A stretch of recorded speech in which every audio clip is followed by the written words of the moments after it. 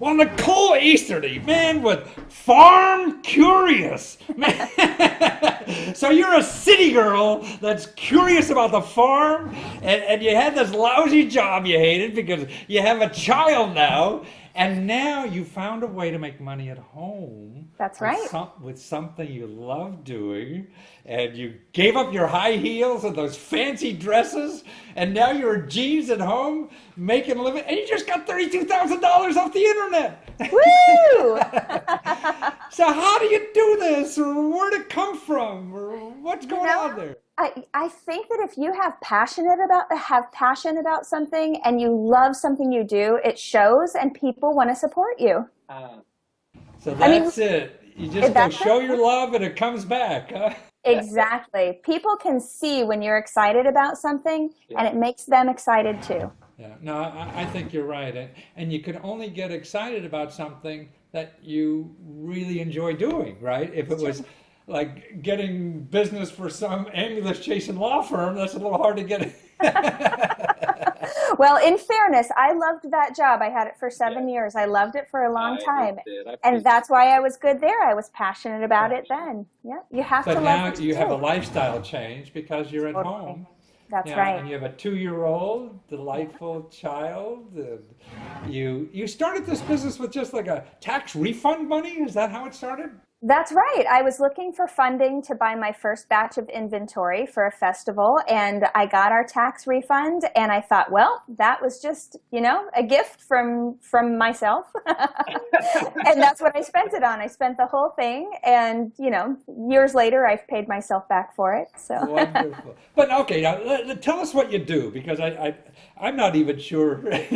Sure. So I started Farm Curious because I wanted a place where people who did urban homesteading type things like canning or pickling or fermenting or cheese making could find all of their resources in one place.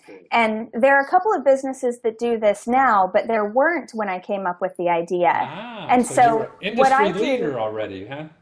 Right. So what I do is I teach classes for people to learn how to make cheese or to learn how to ferment something. And then I sell kits to help them get started. So when they go home, they're not scared. They have something to put their hands on. So you have like when as a kid I used to go go to the toy store and buy these model plane building kits. Now I have a model fermenting building kit, right? Exactly. People love kits because it makes them feel like they don't have to Yeah. think a lot more about what's inside that kit. Well, did you grow up on a farm or something? You like doing this urban farming stuff? I grew up in Kansas, but not on a farm. My mom always gardened, my grandma always canned. But when you're a kid, you Yeah. don't pay that much attention to it. You just don't. I moved to New York. I became a city person. I was everything my mom dreaded I might grow up to be. And but then I moved to San Francisco and started paying attention to the food movement, and it fascinated me. And so I wanted to be a part of it. So this is a recent discovery then. Yeah, it's been about 6 years for Yeah. me. Yeah, And so you learned how to make cheese and ferment and now you have a nice business that helps other people do that, right? that's right. And my target isn't people who have been fermenting for 20 Yeah. years. It's people like you, honestly, who might have an interest. Maybe you read in the New York Times that fermented food is good for your body. And you're curious about it. Maybe you're Ah, farm curious. And so you want an easy way to do it that doesn't involve yucky mold on the top of your food, and that's what my fermenting kit is meant for. wonderful.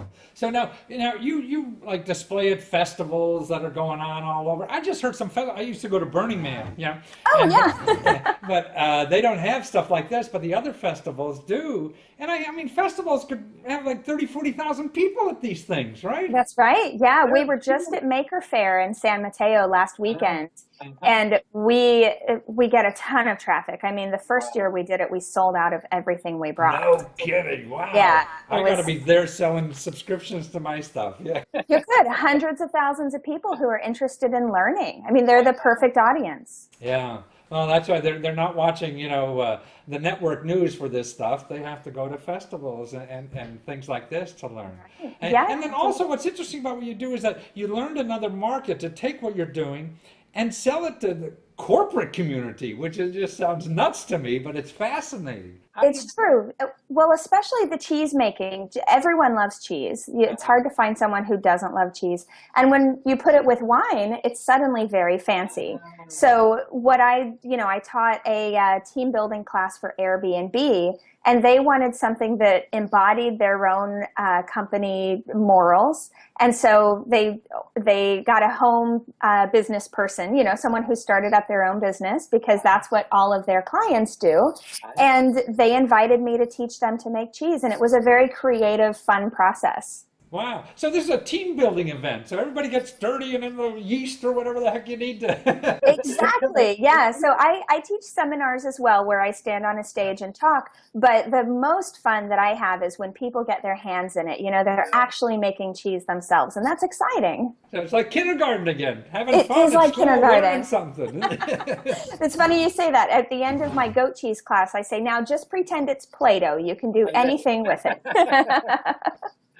Oh, that's wonderful. And so on Kickstarter, I mean, we could get your kit now on Kickstarter because it's probably a deal on Kickstarter while it's still there, It right? is. Yeah. Free shipping, which is a great deal. Yeah. And so if you go to farmcurious.com and you have a button there, right, to go to Kickstarter or to We find do. out those seminars. But you're a portal. What I like about your portal, though, is that you're teaching. You got a lot of educational material for anybody. If you don't want to buy any stuff, just learn Right. about how to live better, in an urban environment. But with the old school stuff that really makes sense, especially now with all this processed food that tastes like hell and is killing us and everything. Yeah. And I think that people think that DIY food has to be complicated, and it doesn't. So what we're doing with the fermenting set specifically is you take any wide mouth mason jar, you add the vegetables, you pour salt water, and then you put our top on it, and you leave it alone for 3 weeks. That's my kind of cooking. It's like You're crock mine pot too. cooking, right? Set it and forget it, right? Right. Well, So you're wonderful, Nicole. Thank you for being there, and I'm so happy to see the joy in you that you're home with your so child much. and contributing to society with something you believe in and that other people could take advantage of. Yeah. I'm a very fortunate person. I try to remind myself that every day. Well, the rest of us are fortunate to have you there. So thank you for being there. Thanks for Okay. having me. Okay. Take care. Bye-bye. Bye.